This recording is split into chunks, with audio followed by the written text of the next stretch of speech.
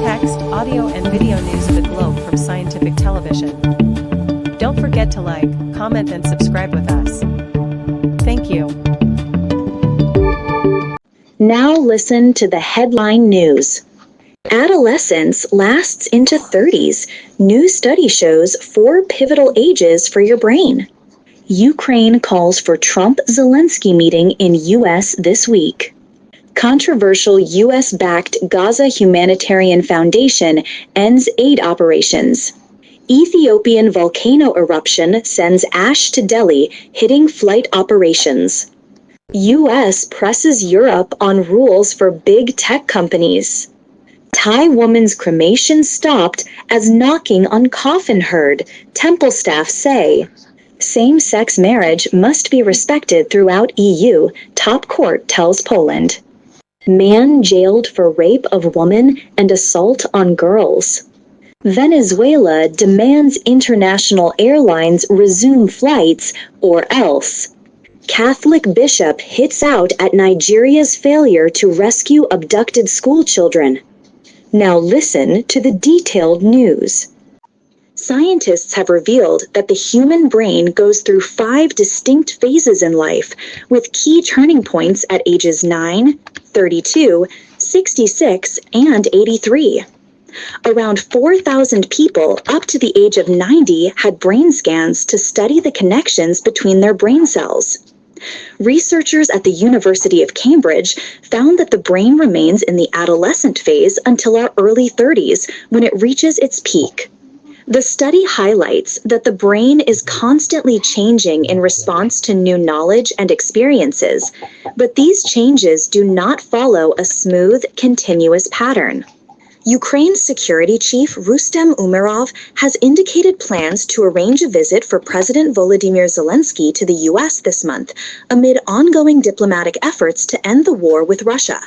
Ukrainian and U.S. officials have reportedly reached a common understanding on the key terms of a peace agreement following talks in Geneva, while U.S. representatives are also scheduled to meet Russian officials in Abu Dhabi.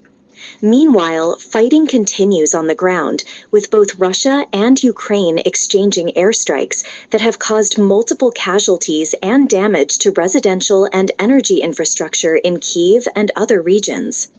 The controversial Gaza Humanitarian Foundation, GHF, backed by the U.S. and Israel, announced it is winding down its aid operations in Gaza after almost 6 months. The organization had previously suspended its 3 food distribution sites following the ceasefire between Hamas and Israel 6 weeks ago.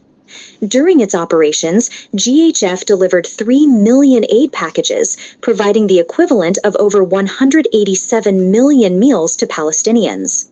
A volcanic eruption in Ethiopia has sent a plume of ash across the Red Sea, Oman, Yemen, and as far as Delhi, India, according to the India Meteorological Department, IMD.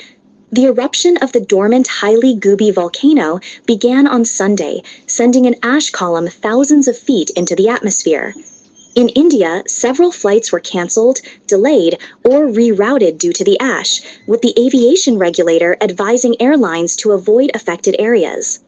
U.S. Commerce Secretary Howard Lutnick has urged Europe to reconsider its rules for big tech companies if it wants lower U.S. tariffs on its steel and aluminium exports. The comments were made as U.S. and EU officials met in Brussels to review the trade framework agreed in July, which set U.S. tariff rates on European products at 15% in exchange for European investment and increased access for American agricultural products. However, disagreements remain over the application of metals tariffs and other product-specific levies, including wine, cheese, and pasta. A 65-year-old woman in Thailand, believed to be dead and about to be cremated at the Wat Rat Prakong Thum Buddhist temple near Bangkok, was found alive by temple staff. The temple's general manager, Pairat Sutthup, heard a faint knock from the coffin and immediately had it opened, discovering the woman opening her eyes slightly and knocking on the side of the coffin. She was then rushed to a hospital where doctors confirmed she was alive. The European Court of Justice, ECJ, has ruled that Poland must recognize same-sex marriages legally registered in other European Union member states. The decision arose from the case of a Polish couple who married in Berlin in 2018, but were denied recognition of their marriage when they moved to Poland, where same-sex marriage is not legally recognized. The court clarified that while Polish law does not need to change domestic marriage rules, it must recognize the couple's marriage to respect EU rights.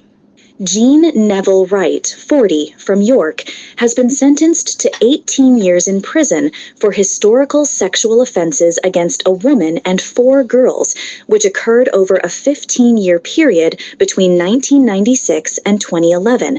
He was found guilty of rape, sexual assault, and indecent assault offenses at York Crown Court, despite denying the charges throughout the investigation and trial. Venezuela has ordered international airlines to resume flights to the country within 48 hours or risk losing their clearance to operate there. Several airlines, including Iberia, Air Europa, LATAM, Avianca, TAP, and Turkish Airlines, had suspended flights following a U.S. Federal Aviation Administration, FAA, warning about heightened military activity near Venezuela. Over 250 children and 12 staff members were abducted from St. Mary's Catholic boarding school in Papiri Village, Niger State, Nigeria. While 50 children managed to escape, most remain missing. This abduction is part of a spate of attacks in Nigeria, including the kidnapping of more than 20 schoolgirls in Kebbi State and an attack on a church in Kwara State that left 2 people dead and dozens abducted.